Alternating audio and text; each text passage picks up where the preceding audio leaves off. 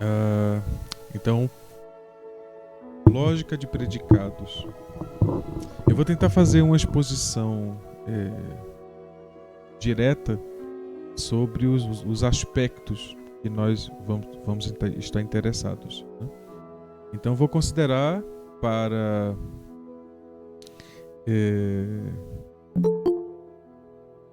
tem alguém solicitando aqui para ingresso.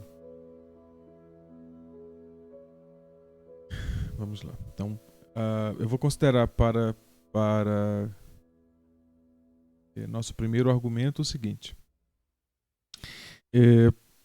Nós vamos precisar ter uma ideia bem posta sobre o que significa considerar para alguma validade seria uma validade genérica. Então, o que significaria para todo.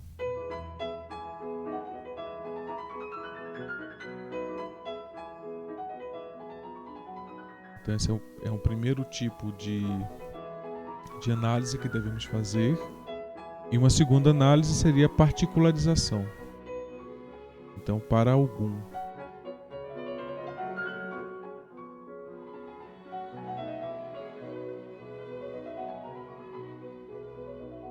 Então, vamos fazer essas duas observações e vou colocar aqui uma terceira da existência.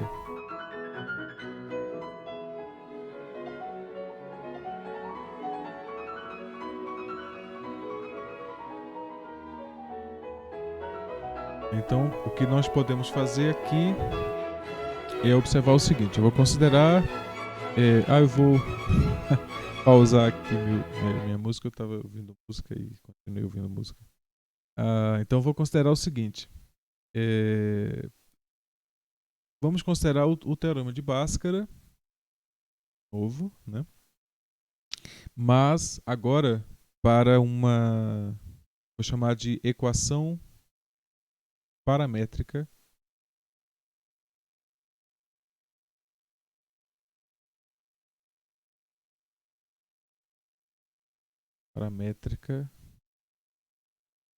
do segundo grau. E aí eu vou ter que justificar o que é isso que eu estou falando, né? O que é isso aqui, paramétrica? O que é que muda, né? Então vamos especificamente tentar considerar o seguinte. Então vou considerar a equação do tipo x mais a ao quadrado mais b igual a zero. Considerando uma equação desse tipo, a princípio, então nós teríamos a seguinte correlação, né? Eu vou fazer um apelo geométrico aqui para tentarmos entender por que é que essa equação aqui é a que eu estou considerando, né? Então, vou considerar geometricamente o seguinte fato. Considere aqui a equação x²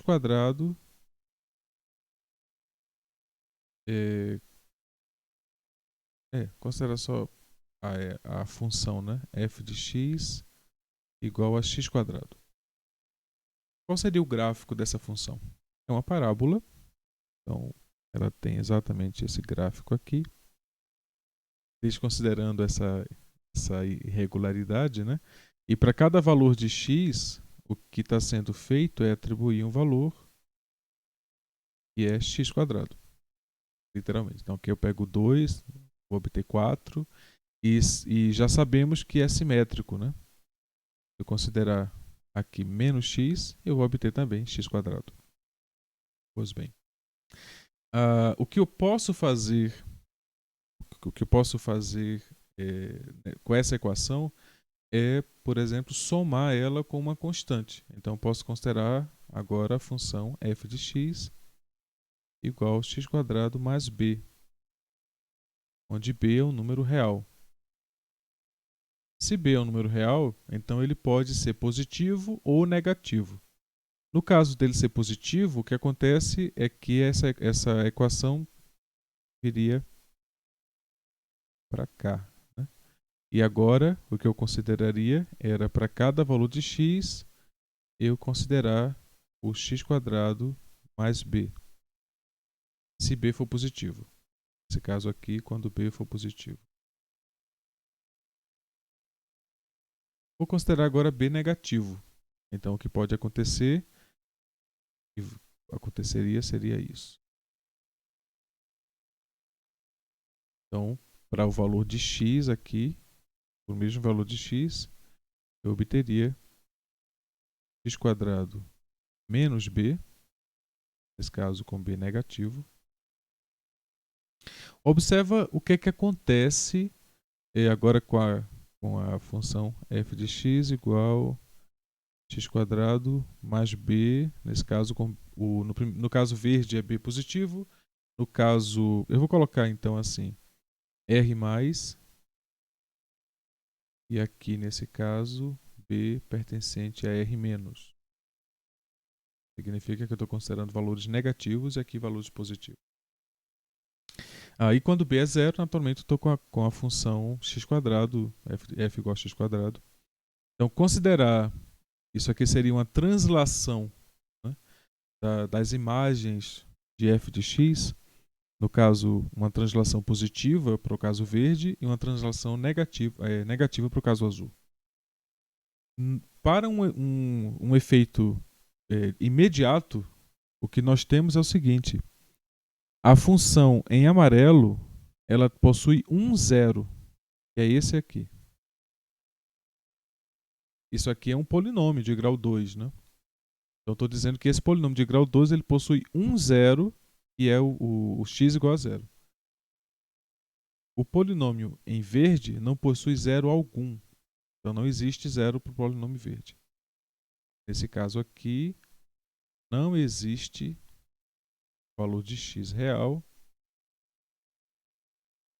tal que f de x, que é igual a x² mais b, seja igual a zero.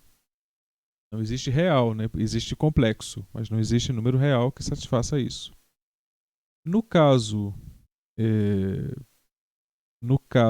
azul, existe, né? No caso azul existem dois valores, ó. Um valor aqui e outro valor aqui. Então, nesse caso agora, existem valores reais, x1 e x2, que pertencem aos reais, tal que f de x, que é x² mais b, é igual a zero. Lembrando que b aqui é negativo. E existem dois valores, né? Especificamente dois valores, para os quais porque o que eu estou procurando é, lembrando que o que eu estou procurando é y igual a zero, né? Então, o y igual a zero significa que eu estou procurando pontos da forma x, zero. E todos os pontos dessa forma estão sobre o eixo x. Então, estou procurando pontos sobre o eixo x que têm interseção com o gráfico da função f de x. O gráfico em verde não tem interseção com o eixo x, o gráfico em amarelo tem uma interseção com o eixo x e o gráfico em azul tem duas interseções com o eixo x. Então, significa que se eu considerar a função quadrática f de x igual a x² mais f de x igual a x², e considerar a translação dessa função por uma constante b,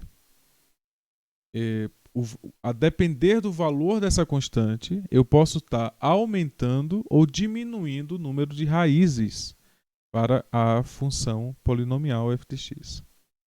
Então, essa dilatação é que vai me dar, nessa direção, né, que vai me dizer o número de raízes que eu vou ter.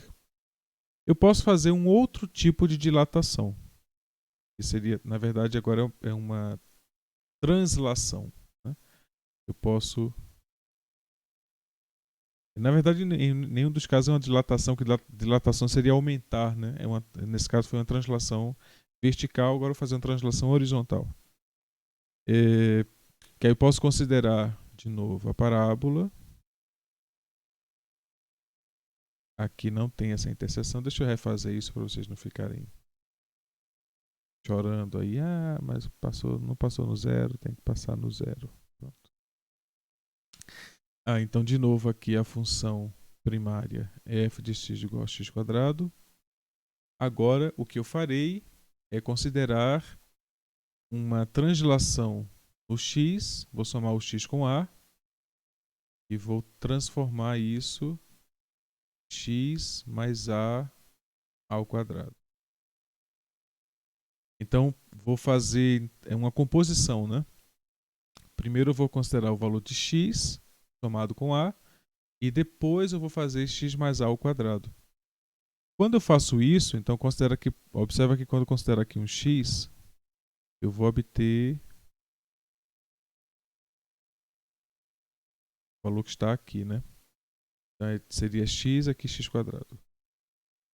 Agora, quando eu considero x mais a, considero que a seja positivo, né? Então, eu vou vir para cá, x mais a. Naturalmente que quando eu considero agora o x mais a imagem vai estar lá em cima, né? Porque agora é x mais a ao quadrado. Ou seja, de uma forma mais precisa, o que eu estaria fazendo é considerando uma translação, uma vez que você escolhe quem é A, então eu vou dizer que A é esse valor aqui. Uma vez que você escolhe agora quem é A, você está dizendo onde o novo eixo deve passar, né? Seria aqui agora, exatamente nesse ponto.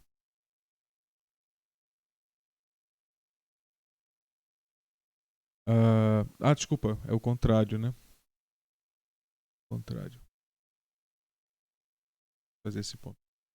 Eu estou considerando que A é positivo. É para desfazer. Estou considerando que A é positivo, então significa que eu quero reconsiderar onde é o zero, né? O zero vai ser exatamente em menos A.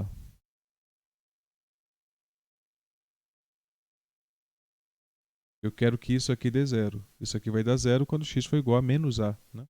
Estou considerando a princípio que A é positivo. Ao considerar positivo, quando eu faço x mais A, o eixo, o zero, né? Ele se translada para o menos A, né? É exatamente o oposto aqui.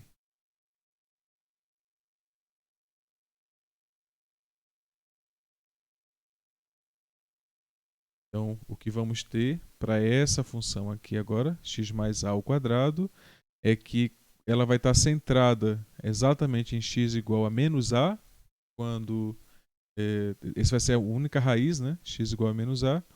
Então, o que vai acontecer é uma translação, em vez de uma translação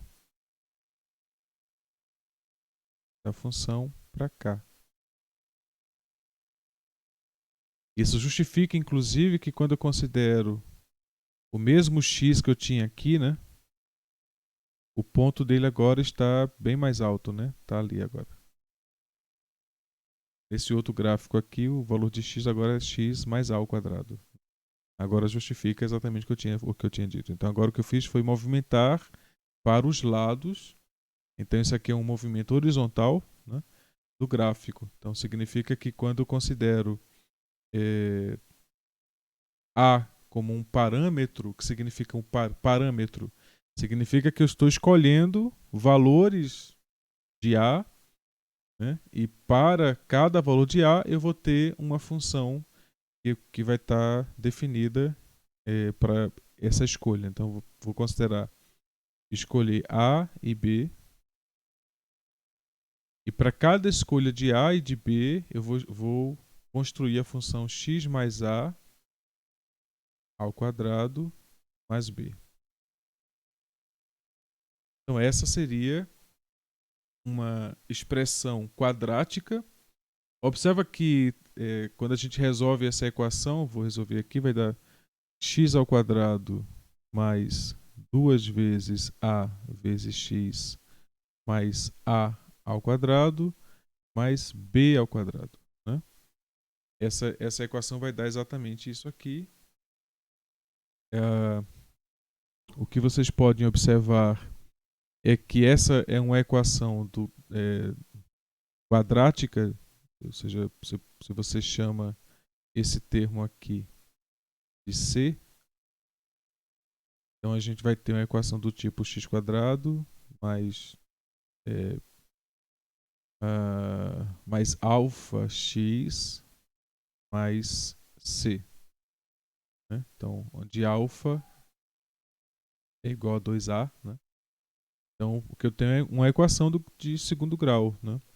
E aí, quando eu agora tento encontrar as raízes dessa equação, o que eu terei que fazer é observar. Primeiro, essa equação é mônica, que significa que isso é uma observação algébrica, né, de que o termo de maior grau tem coeficiente 1.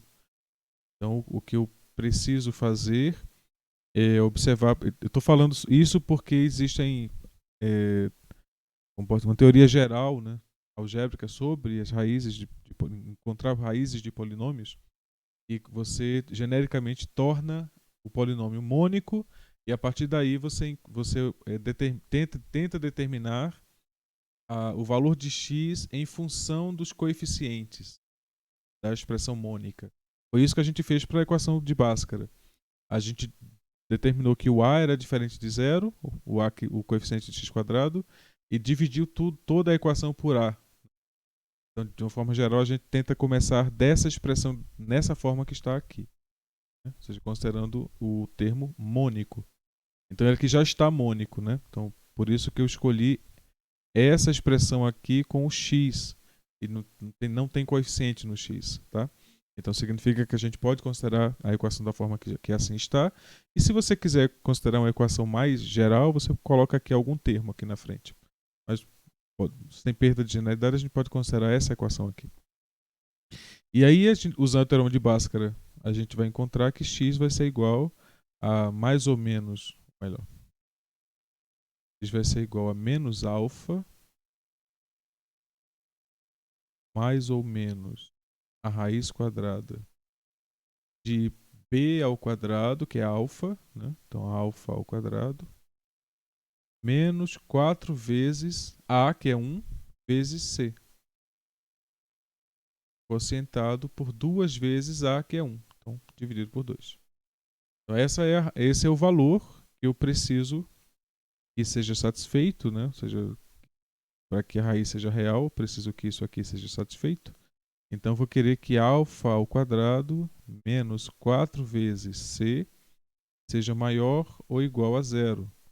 Mas quem é c? C é a ao quadrado mais b ao quadrado. Então, o que eu tenho é que alfa ao quadrado menos 4 vezes a ao quadrado mais b ao quadrado tem que ser maior ou igual a zero. Devo só lembrar que alfa é igual a 2 vezes a. Né? Só lembrar que, na verdade, aqui eu tenho a equação em a. Né? E aí eu vou escrever aqui. Isso aqui vai ficar 4a ao quadrado menos 4a ao quadrado menos 4b ao quadrado maior ou igual que zero. Pergunta? Só pergunta por que o B fica ao quadrado lá em cima. Porque eu me perdi ali. Ah, desculpa. É um erro meu. O b não está ao quadrado. Ok, o b não está ao quadrado. O b não está ao quadrado. Aqui. Muito obrigado Na verdade, o b é um parâmetro livre, né? Assim como o a e o b, né? O a é livre, o b é livre. O b não está ao quadrado aqui, tá? É só a ao quadrado mais b. Então, o que temos? Quero que alfa... Voltando, né? Quero que alfa ao quadrado menos 4c seja positivo. Então, aqui eu sei que alfa é igual a 2 vezes a. Então, vou ter 4 ao quadrado menos 4 ao quadrado menos b. Né? Agora está certinho. Então, obrigado aí, senão ia ficar tudo errado aqui, né? Porque ia ficar b ao quadrado aqui. Pois bem, esse termo aqui se anula. E eu vou ter então que menos 4b tem que ser maior ou igual que zero. Né? Isso acontece quando B é negativo.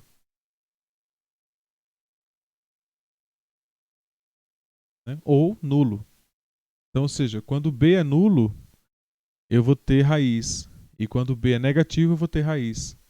Então, ou seja, as raízes da equação desse tipo aqui, elas existem em função do valor de B. Então, o que a gente está fazendo, de fato, é isso aqui, né? Eu estou variando B nessa direção. Ou seja, B está fazendo o gráfico variar nessa direção.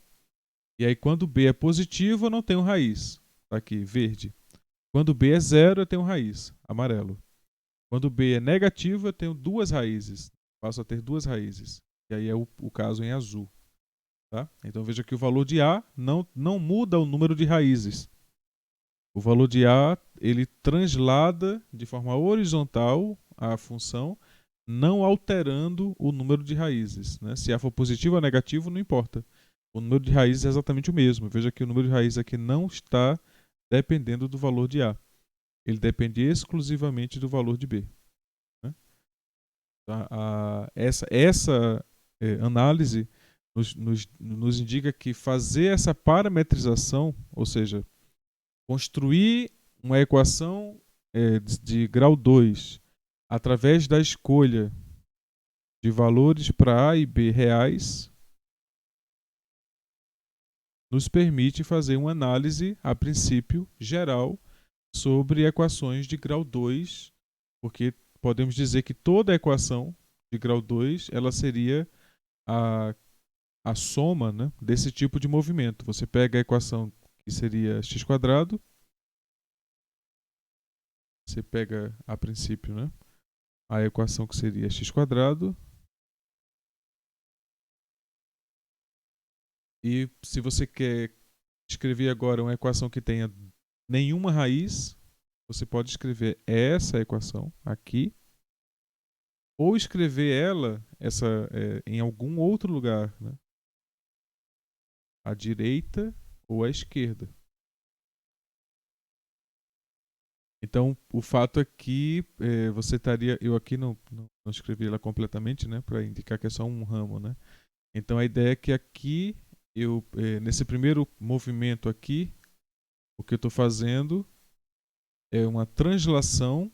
Estou somando para cada valor de x aqui, a imagem, né? Estou somando um valor constante positivo. Para esse movimento aqui, eu estou somando a variável x, estou somando o valor x mais a.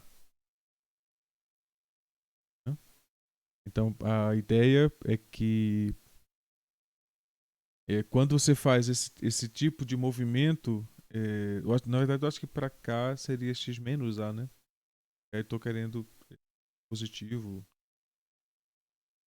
Mas entendo que porque o movimento seria você somar com uma variável, somar a variável, né?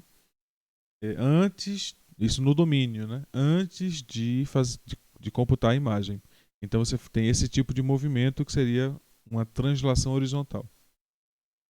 Essa translação vertical, ela é dada quando você pega a imagem e soma com uma constante. É a translação vertical. Para cima ou para baixo. A translação horizontal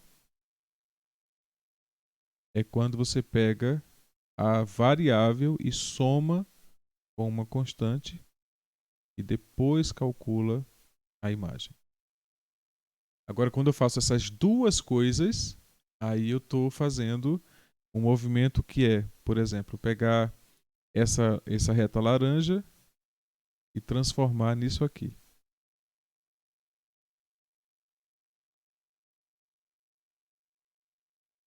Então, observa que o que eu estou fazendo agora é estou transformando uma coisa que tinha uma raiz em uma equação que tem duas raízes.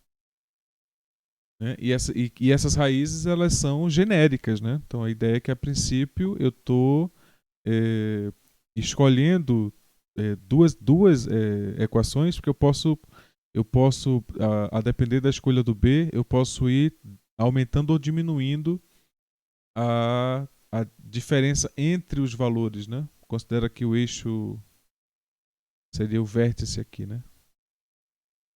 Corta a parábola exatamente no meio.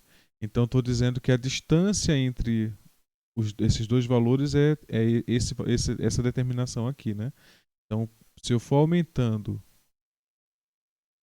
um pouco para cima ou para baixo, então eu vou estar aumentando um pouco, vou estar diminuindo um pouco, né? O valor das raízes. Eu vou estar aumentando um pouco o valor das raízes. Mas uma coisa que você deve observar é que elas ficam simétricas. Né? Elas ficam simétricas com relação a um eixo, que seria o ponto focal aqui, esse eixo, o vértice, né?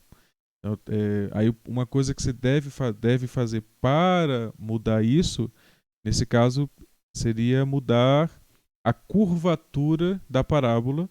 E a curvatura da parábola é o coeficiente do termo de grau 2.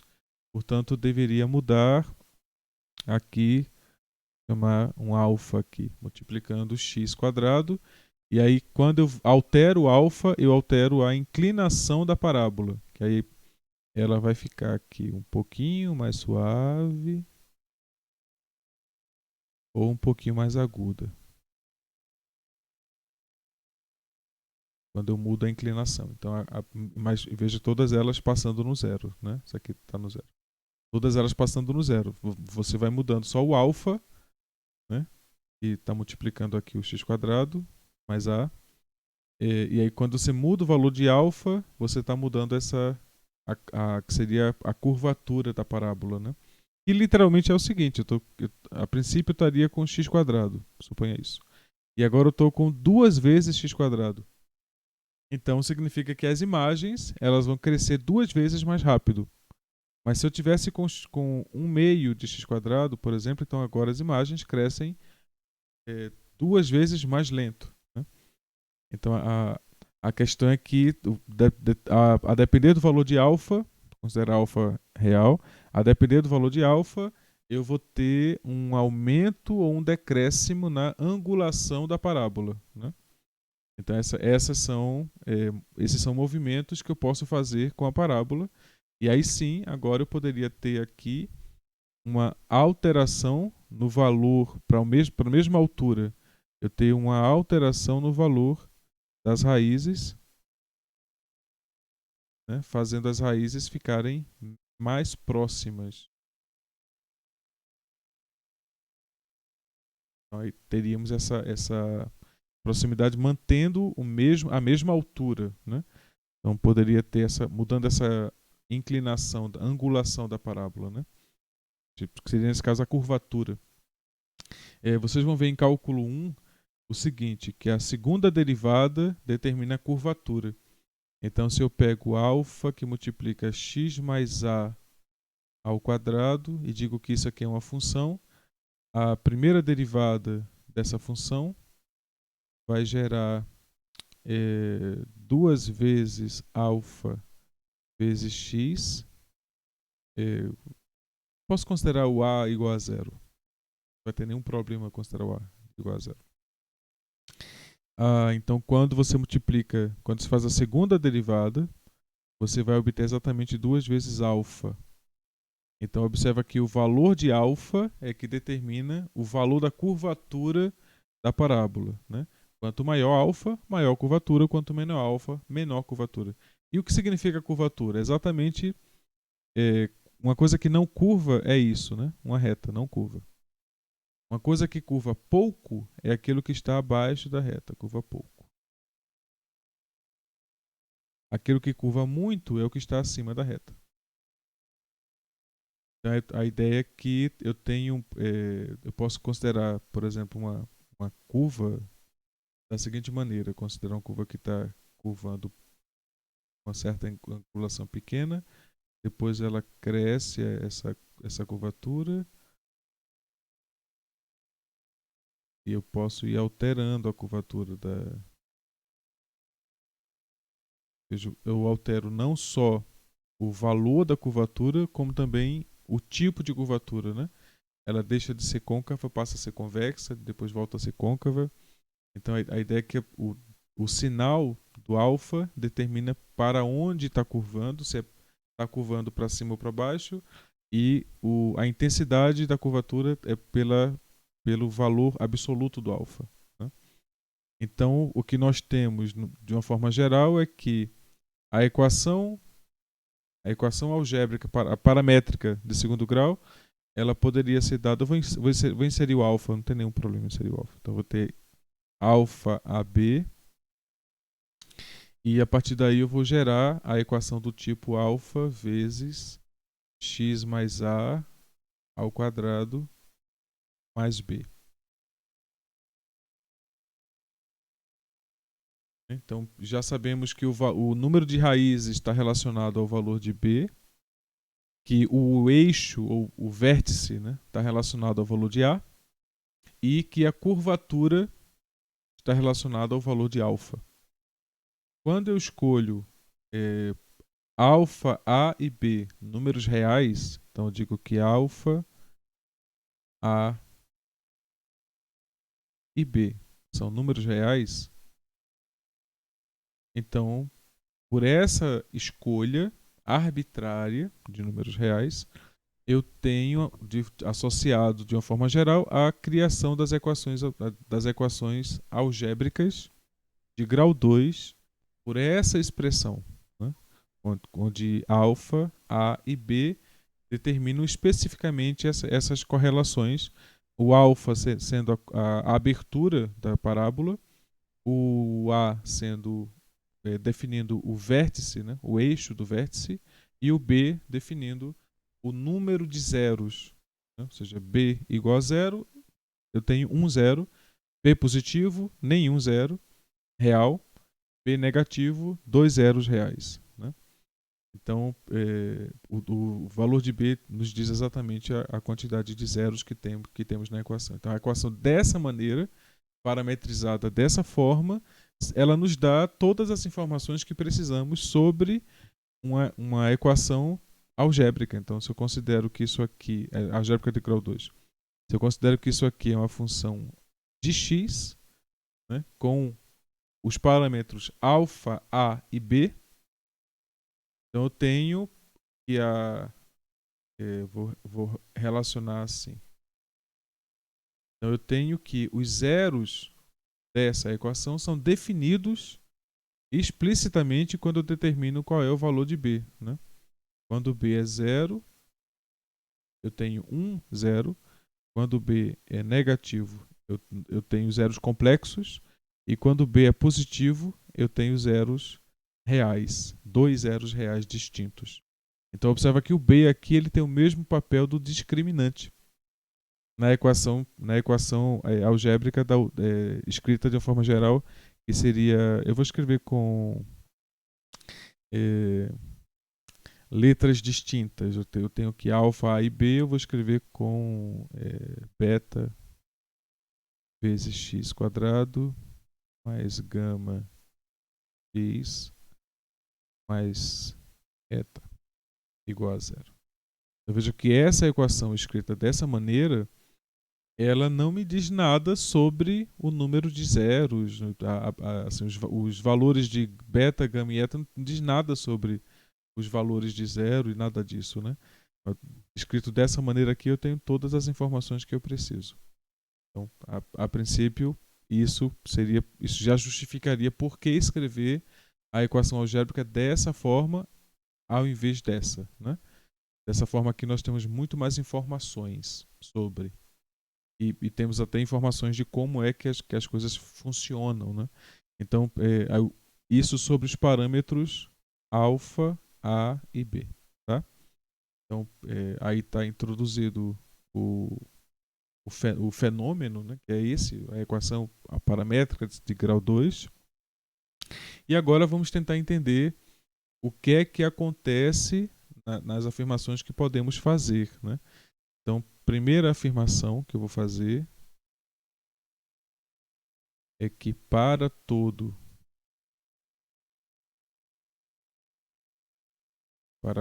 alfa real, se B for menor que zero, então existem valores reais x tais que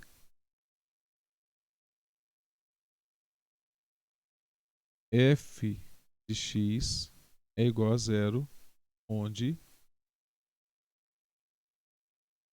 f de x é dado pela expressão alfa x mais a ao quadrado mais b.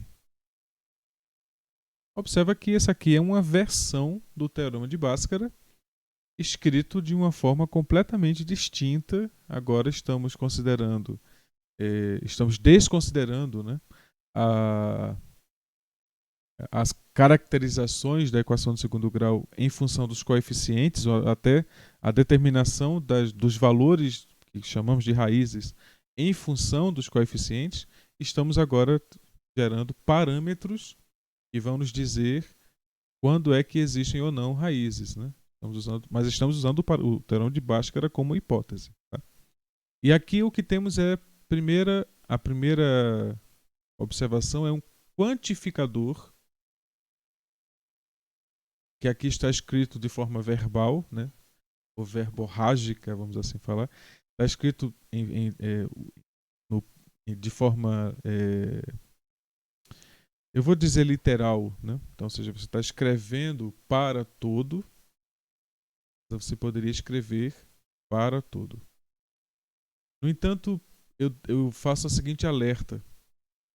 Observa que essa escrita em amarelo aqui, completamente simbólica, para todo alfa que pertence a R, essa escrita simbólica, ela me diz a mesma coisa que está dita aqui embaixo, mas é necessário, a princípio, um conjunto muito maior de conhecimentos, né, a priori, para entender a expressão da forma que está aqui, do que para entender a expressão da forma que está aqui.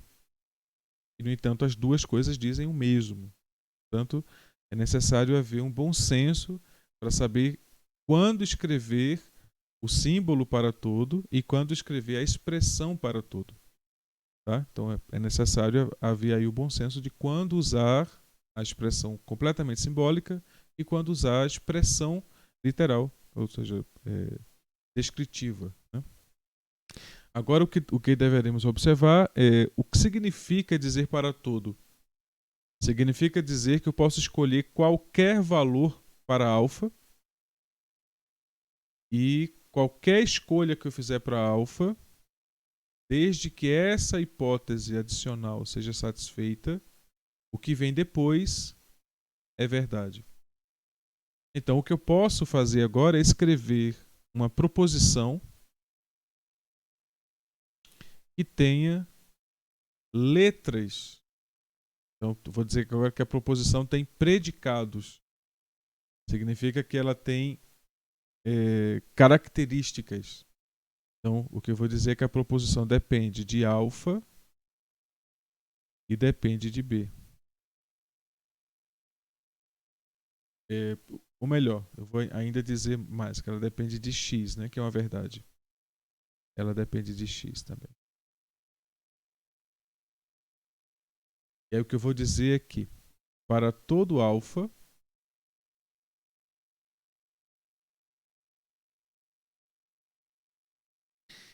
se B é negativo,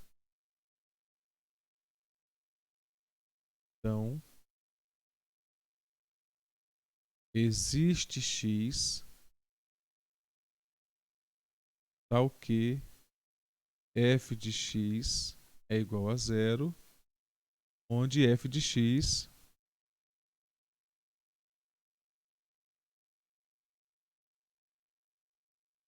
é igual a alfa x mais a ao quadrado mais b. Observa que nada eu falei sobre a, né? Não preciso. Se eu estou querendo olhar o número, a existência ou não de raízes para a equação f de x igual a zero, a existência de valores de x que zeram essa equação não dependem de a. Isso eu já provei. Então, o que eu estou agora focando a nossa atenção é para isso aqui. Seria uma letra de proposição P com predicados. Então, agora eu estou dizendo que eu tenho as variáveis alfa, b e x. Então, estou determinando que é válido a proposição P alfa bx. Seria a proposição, eu vou dizer o seguinte, para a escolha de alfa, b e x em R3. Isso aqui são 3 números reais, né? R3. Eu estou querendo escolher uma tripla. Então, estou dizendo a proposição vai ser f de x igual a zero. Vou dizer que P alfa bx é essa proposição aqui. Ou seja, a proposição é a escolha de alfa, b e de x real. Então, estou escolhendo independentemente o alfa, o b e o x. E eu quero que f de x seja igual a zero. Onde f de x é dado por essa expressão aqui. F de x é dado por essa expressão. Observa que ela depende dos parâmetros alfa e b. E o x, ela é uma variável. Ela é uma variável para o valor de f, né? Então, uma vez que eu escolho quem é alfa e escolho quem é b, vai existir um valor de x que zera essa equação se b for negativo. Essa é uma condição sine qua non. Se b for negativo, vai existir um valor que zera essa equação. Até porque, bom, na verdade, se você considerar do jeito que aqui está, né? Se você considerar um alfa, um b positivo e um alfa negativo, né? Da forma que aqui está, você acaba encontrando o valor de x que zera, né? Vamos fazer essa outra análise. Seria o seguinte, você considera... É porque quando eu fiz a primeira análise, o alfa não existia. Então vamos fazer a análise agora só considerando isso. Eu quero que isso aqui dê zero. Pois bem, devo observar que esse número aqui é sempre positivo ou no mínimo zero, e vai ser zero exclusivamente quando x for igual a menos a. É zero exclusivamente para essa condição. Quando x é igual a menos a, não temos outra alternativa que não ser b igual a zero. Então, temos que ter b igual a zero e x igual a menos a para que essa expressão seja nula. Né? Então, x igual a menos a implica em b igual a zero. Se eu digo que x é diferente de menos a, e, portanto, essa expressão aqui é positiva, então implica que eu tenho x mais a ao quadrado mais b sobre alfa, considerando, claro, alfa diferente de zero, igual a zero. Isso vai acontecer se somente se. E aí temos aí uma condição é que b sobre alfa seja negativo. Se b sobre alfa for negativo, então aqui a gente vai chegar à conclusão que x mais a ao quadrado vai ser igual a b sobre alfa, eles são negativos, né? E agora eu tenho isso aqui positivo. E agora eu tenho os dois lados positivos. Portanto, vai existir valor de x que satisfaz isso aqui. Né? E aí não precisamos mais fazer análises. Já sabemos que vai existir um valor de x que satisfaz isso aqui. Portanto, é necessário apenas que b sobre alfa seja negativo. Então, se você considerar alfa positivo, basta que b seja negativo. Né? Mas fica mais genérico dizer que o quociente, né, de b por alfa tem que ser negativo, considerando naturalmente b alfa diferente de zero. Né? Então, voltando aqui na proposição, o que eu posso considerar é que essa proposição vai ser verdadeira. Então, vou dizer que P alfa Bx é verdadeiro. Vou colocar assim entre parênteses verdadeiro. Se B sobre alfa for negativo. Pronto, essa é uma hipótese que garante a validade da proposição. Então veja que agora a hipótese ela se dá baseado nas variáveis da proposição, ou seja, nas variáveis que predicam a proposição. Né? E o que podemos dizer sobre a existência dos valores? Né? Ou seja, estou dizendo que a proposição é válida, ou seja, que a função f de x se iguala a zero. Vai existir um valor de x para o qual isso aqui dá zero. Significa que existe raiz para essa condição. E a existência dessa raiz está intrinsecamente relacionada a essa hipótese de que b quocientado por alfa é negativo. Naturalmente, alfa é diferente de zero e que b quocientado por alfa é negativo. Isso só vai ser verdadeiro sobre essa hipótese. Se essa hipótese não se verificar, então a proposição é falsa. Né? Então, se b sobre alfa for maior ou igual que zero, então a proposição b alfa bx é falsa. Então, a validade da proposição agora depende da análise de valores que nós estamos chamando, seriam qualificadores ou quantificadores. Agora, esses parâmetros, eu estou dizendo que eles são qualificadores. Eles estão qualificando a condição, ou seja, o sinal, né?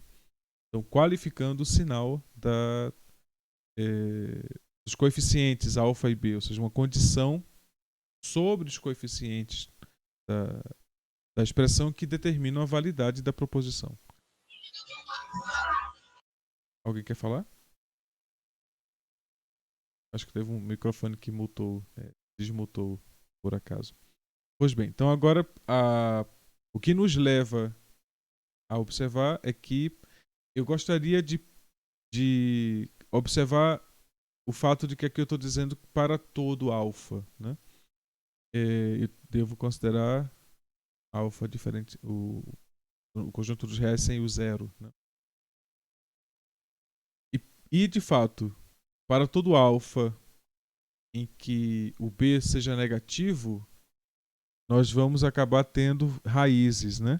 Mas se o alfa for negativo, as raízes, e b for negativo, alfa negativo e b negativo,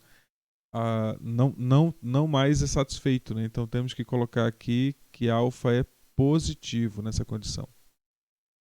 Né? Então, para todo alfa positivo, se b for negativo, então continuamos tendo existem valores reais que satisfazem a equação. Agora podemos escrever isso de uma forma mais geral, né? E podemos escrever de forma mais geral assim. Então, a segunda versão seria para todo alfa e b real,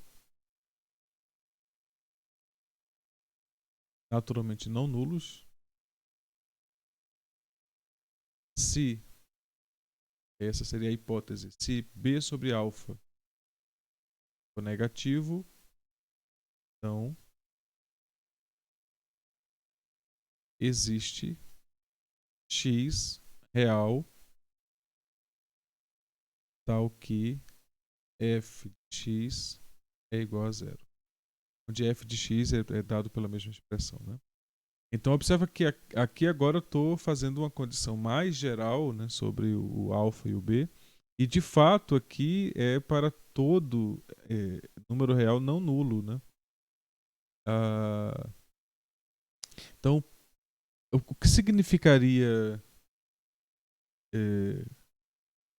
quantificar, né?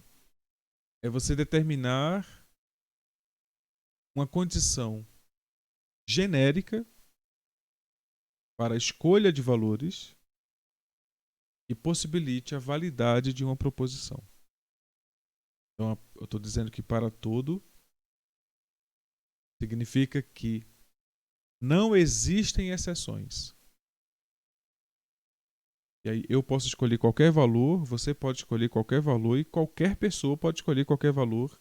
E se essa condição, que é a única hipótese, se ela for satisfeita, nós teremos a implicação verdadeira.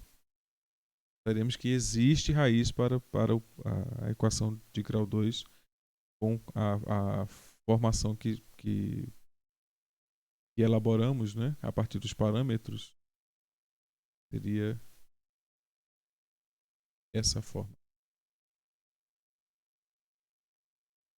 Pois bem, a validade, nesse caso, a partir da quantificação, né, ou seja, do quantificador existencial, ou seja, eu estou dizendo que para essa escolha arbitrária de alfa e de b, a implicação é de que existe um valor de x que faz essa equação satisfazer esta equação. Então, quais seriam as exceções? A exceção seria, nesse caso, considerando que eu estou escolhendo alfa e b, considerando satisfeita a hipótese b sobre alfa, eu diria que negar essa hipótese é suficiente que b e alfa tenham o mesmo sinal, né? Ou seja, que b seja positivo e que alfa seja positivo.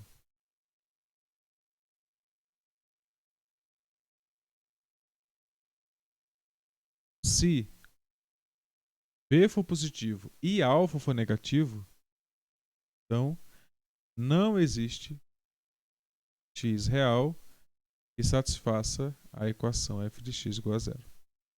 Então, observa que eu estou considerando a hipótese, a quebra da hipótese, né? E ela escrita de uma outra maneira. Eu estou analisando os sinais individuais de b e de alfa, então se eles tiverem o mesmo sinal, é suficiente que... E poderia também considerar que eles fossem ambos negativos, né? Então, se b é negativo e alfa é negativo, eu também tenho a mesma implicação. Também não vai existir número real que satisfaça a equação f de x igual a zero. Uma forma de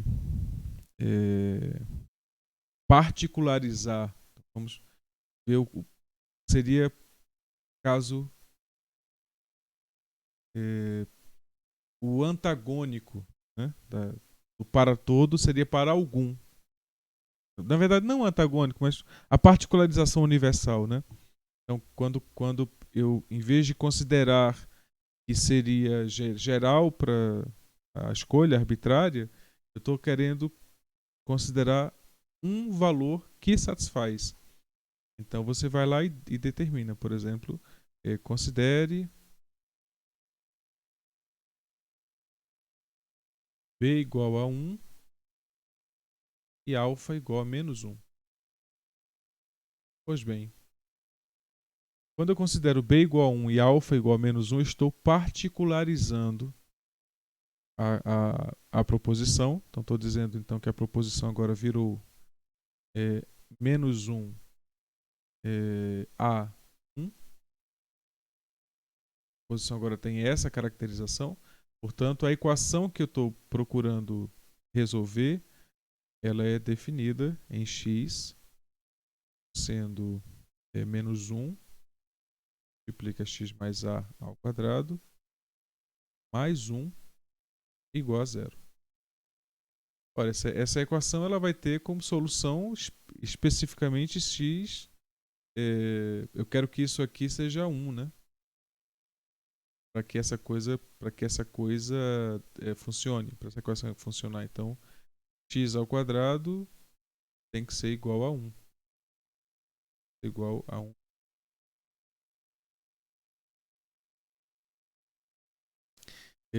X mais a tem que ser, na verdade, igual a mais ou menos 1. Mais ou menos. Então, vou ter que ter aqui mais ou menos menos a. Vai ter que ser mais ou menos 1 sobre a menos a. Então, quando você considera aqui a diferença, vai dar mais ou menos 1 ao quadrado, vai dar 1. Então, tenho então essas duas raízes aqui. Essas seriam, portanto, as duas raízes para esse caso particular. Esse caso agora seria uma particularização do problema. Então, observa que quando eu considero a verificação de uma proposição, e aí eu vou dizer qual é a proposição, né? Vou considerar agora a proposição P alfa A B x.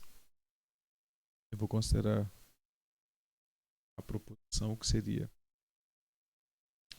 existe x real tal que, vou definir assim, existe x real tá que f de x é igual a zero. Essa é a proposição em que eu tenho alfa, a e b como variáveis, né? Ou seja, como parâmetros. Observa que o que eu estou querendo propor é a existência de um valor que satisfaça essa equação. Claro, poderia considerar essa equação menos uma constante, mas de novo, basta considerar então que b seria... podem se perguntar, né? E se a equação não for homogênea? Se ela for uma equação do tipo f de x igual a c?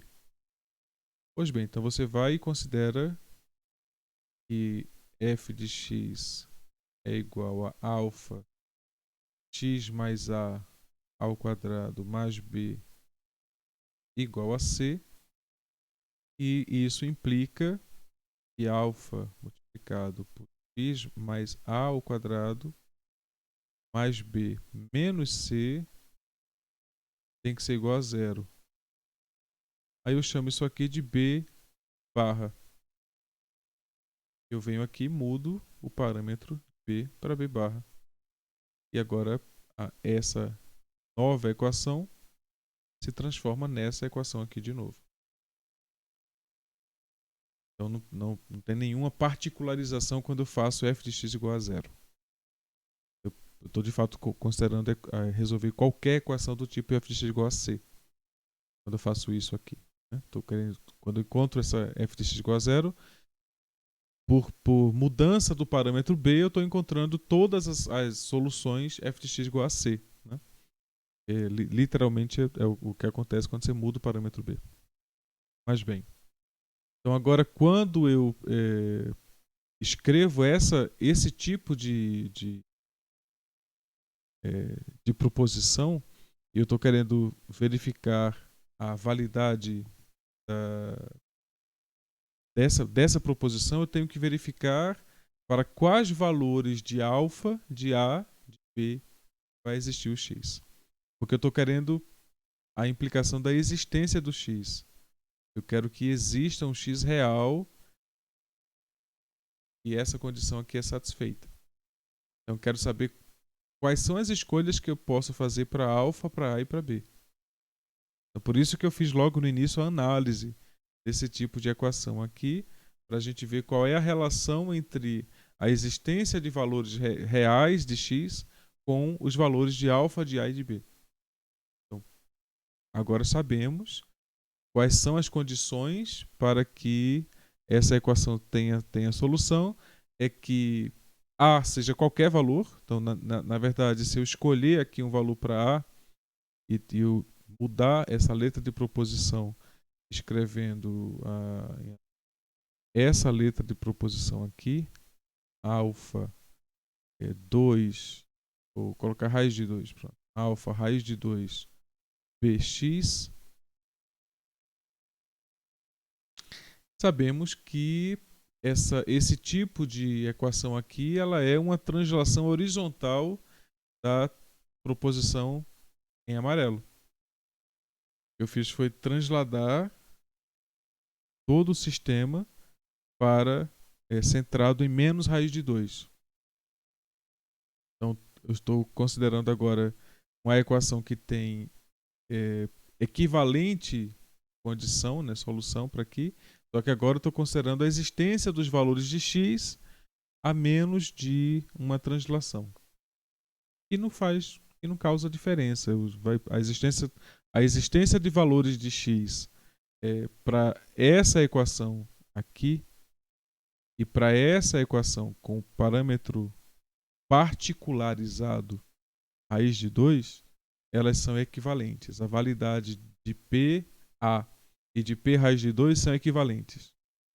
Então, observa que quando eu particularizo essa letra específica, uma vez que ela não tem correlação com a existência ou não de valores de x que resolvem a equação, então particularizar nesse caso o valor de A não implica a nulidade da afirmação, a mudança da validade da afirmação. A validade continua a mesma, inalterada. Então, o parâmetro A ele não tem efeito sobre a validade da proposição. Apenas o parâmetro alfa e b, que tem efeito sobre a existência do x.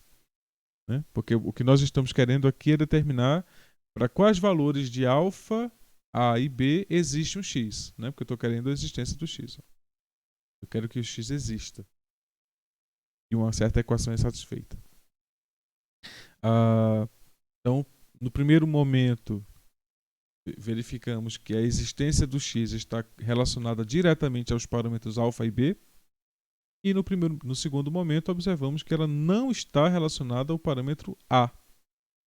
Então, a existência de um x que satisfaz essa condição aqui, né, ela não está relacionada à escolha do parâmetro A. Então, posso particularizar quando eu quiser o parâmetro A. Eu posso determinar um valor para A e fazer a mesma análise de validade. E a análise de validade vai continuar inalterada para qualquer escolha de A que eu faça. Nesse caso, particularizar o valor de A não altera a existência do valor x. Vamos ver o que é que acontece quando eu particularizo o valor de alfa. Então, quando agora eu considero particularizado o valor de alfa, vou dizer que alfa é π. Então, vou ter π raiz de 2 bx.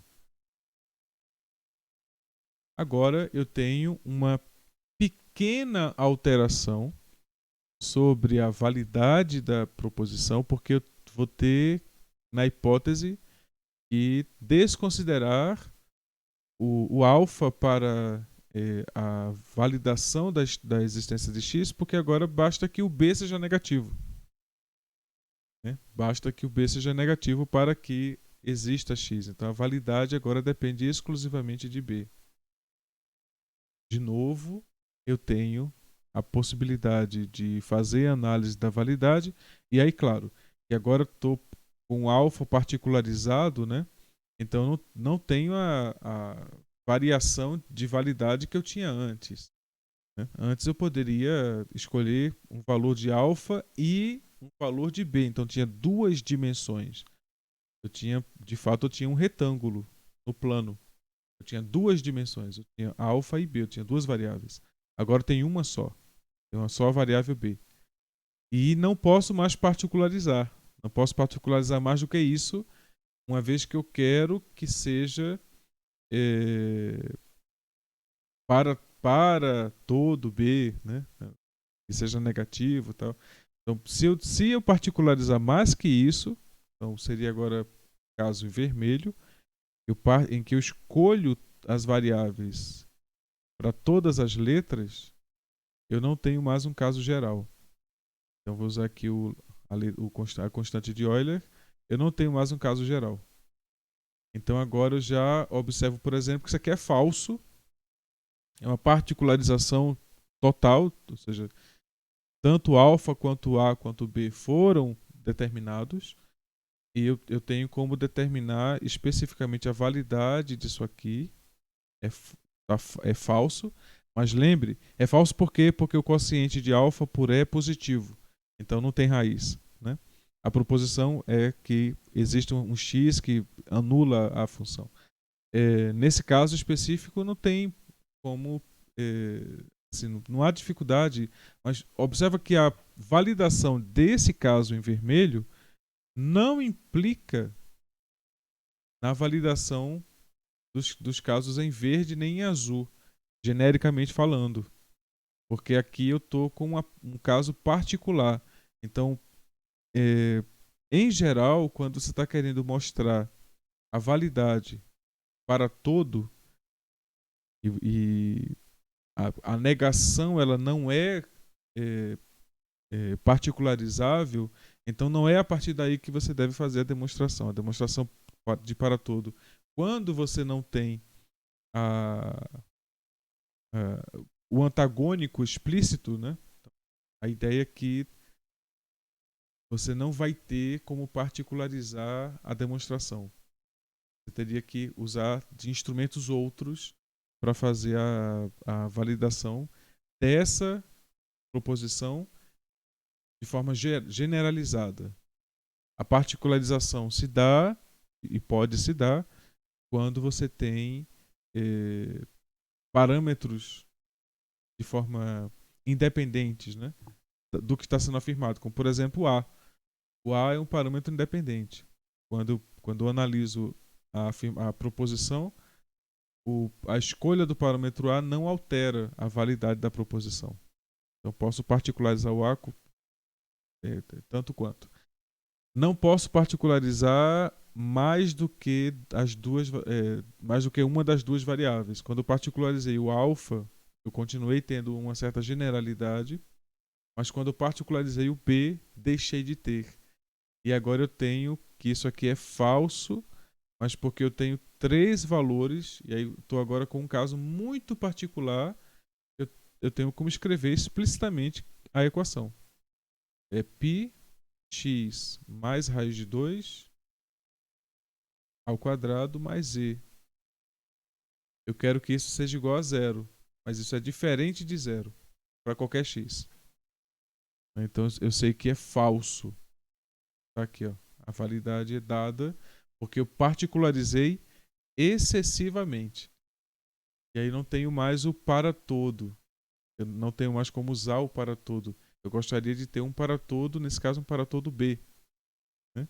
Então, desde que agora voltando para aqui, eu teria para todo B negativo, ou para todo B, é mais elegante assim. Para todo B que esteja no conjunto dos reais não nulo negativo, então tenho a existência de x real. Então aí tem um para todo aqui. Exatamente o que eu quero, essa generalização. Quero fazer uma prova geral para qualquer valor de B que eu considerar nesse conjunto, um conjunto não discreto. Qualquer valor de B que eu considerar nesse conjunto, eu vou garantir a existência de um x que satisfaz a nulidade da equação. Esse tipo de análise que eu estou apresentando, usando essa equação paramétrica do segundo grau, ela traz uma série de novas evidências que eu vou deixar para serem melhor abordadas em atividades específicas. Aí eu vou passar essas atividades para que vocês façam observando o que seria, de forma mais pontual, o que seria particularizar uma generalidade, que seria fazer uma prova de uma generalidade, ou fazer uma prova contraditória, né? Mostrando que o geral não é válido, apenas verificando que um caso não é satisfeito, por exemplo, né? Uma afirmação que eu posso fazer é o seguinte: para todo K real, duas vezes K é primo. Então observa que isso é falso, muito falso, né? Então, como é que eu provo que isso é falso? Simplesmente considerando, seja, nem preciso ir longe, né? Seja K igual a 2, K é real, e temos que duas vezes K é 4, e 4 não é primo. Então vejam que a demonstração de uma negação, ou melhor, da falsidade, né, de uma afirmação por um caso específico, ela tem essa analogia. Você verifica que existe uma exceção, portanto, o para todo não é válido.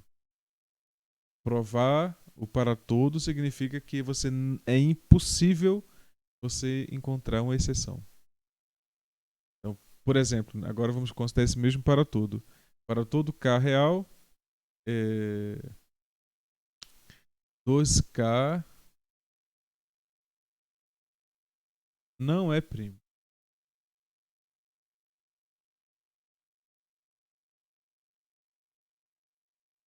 Como é que eu provo isso? Bom, eu poderia considerar o seguinte: primeiro, esse para todo K aqui, ele está sendo escolhido dentro de um conjunto inapropriado para a definição de primo. Primo é um conjunto discreto de números. E aqui eu estou considerando uma escolha arbitrária contínua. Então, o que eu devo fazer é reconsiderar esse conjunto. Se eu quiser adequar a proposição, então eu considero aqui, em vez de R, Z. Agora, o que eu estou afirmando faz sentido. Então, para todo K inteiro, duas vezes K não é primo.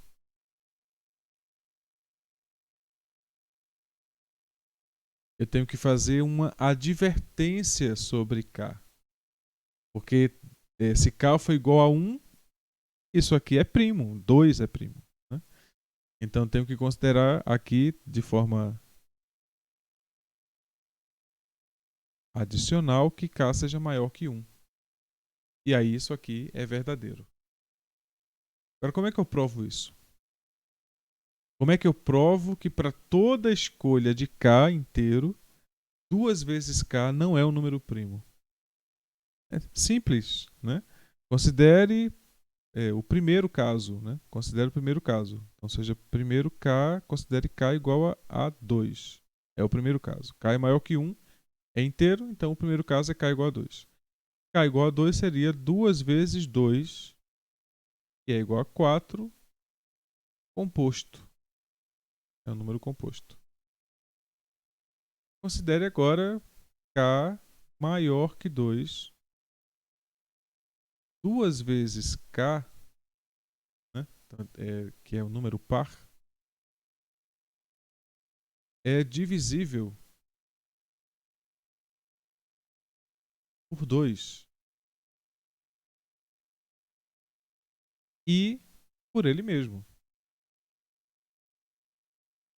Portanto, o conjunto dos divisores 2 vezes K, ele possui os números pelo menos 1, 2 e 2 vezes K.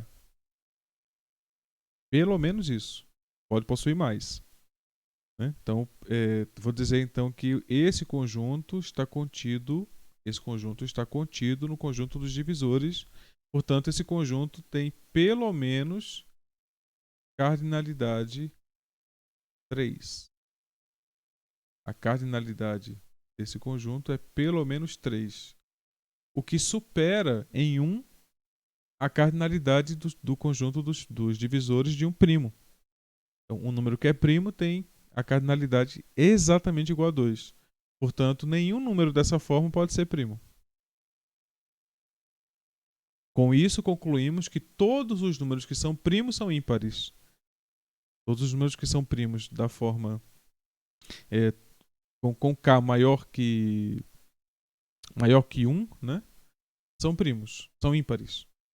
Com isso, concluímos se K é maior que 1, dessa afirmação aqui, né, concluímos que se P é primo,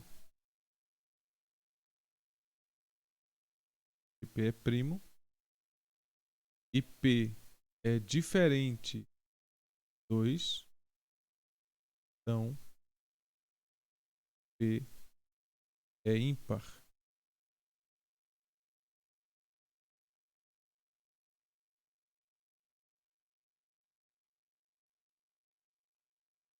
Né? Então, essa é uma conclusão que podemos chegar. E aí observamos que aqui seria para todo, né? Para todo P diferente de 2, onde P é primo, temos que P é ímpar. Então, todo número primo diferente de 2 é ímpar. Né? Podemos concluir isso. E aí a demonstração disso foi literalmente observando a cardinalidade do conjunto dos divisores. Então veja que é uma demonstração indireta. Eu demonstrei usando o fato de que a cardinalidade dos números da forma 2K é sempre maior ou igual que 2. Maior ou igual que 3. Quando K é maior que 2.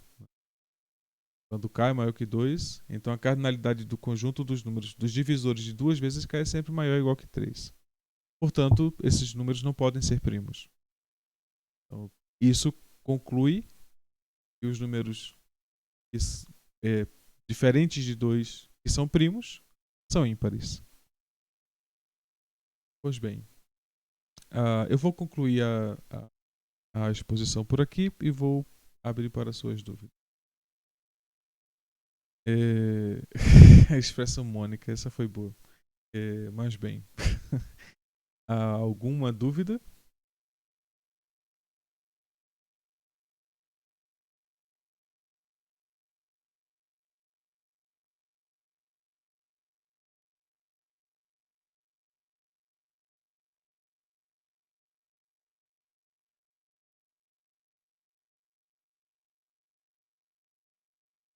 Oi, Ana.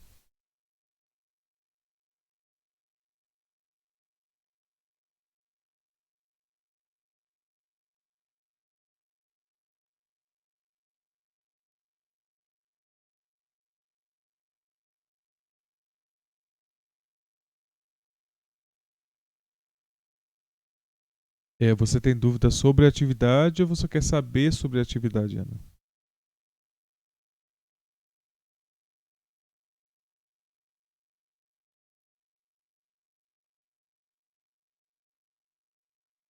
Isso. Vai ser sobre. Eu vou passar lá para vocês fazerem a tabela verdade. Exatamente. Vou passar para vocês fazerem a tabela verdade de algumas expressões proposicionais e vou pedir para vocês fazerem um pequeno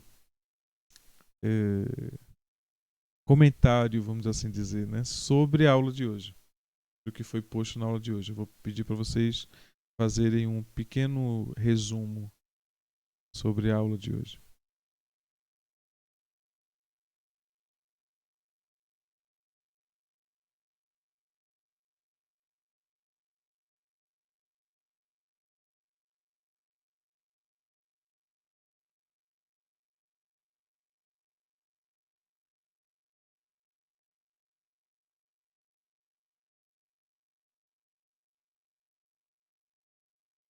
Ok, vamos deixar assim, né? Eu acho que vocês estão precisando revisar as coisas que eu apresentei. Tem uma certa quantidade de coisas novas, né, que foram apresentadas. Então vamos considerar que vocês vão fazer essa revisão e nessa revisão vocês vão compreender o que foi apresentado e espero então para a próxima semana a, receber os textos que vocês vão fazer. Eu vou agora fazer a configuração da atividade, né, para que vocês possam já começar a fazer. Tá? Então concluo a aula por hoje e nos vemos na próxima semana. Bom? Quer falar, Isabel? Pode falar. Eu tenho duas dúvidas, mas seria sobre mais a. Eu vi uma postagem aqui do monitor de lógica matemática, só que anteriormente tinha tido algumas conversas sobre a tutora da disciplina. Aí, no caso, tem uma diferença sobre isso? É a mesma coisa? Tipo, monitor, tutor, foi trocada aí, não sei o que aconteceu.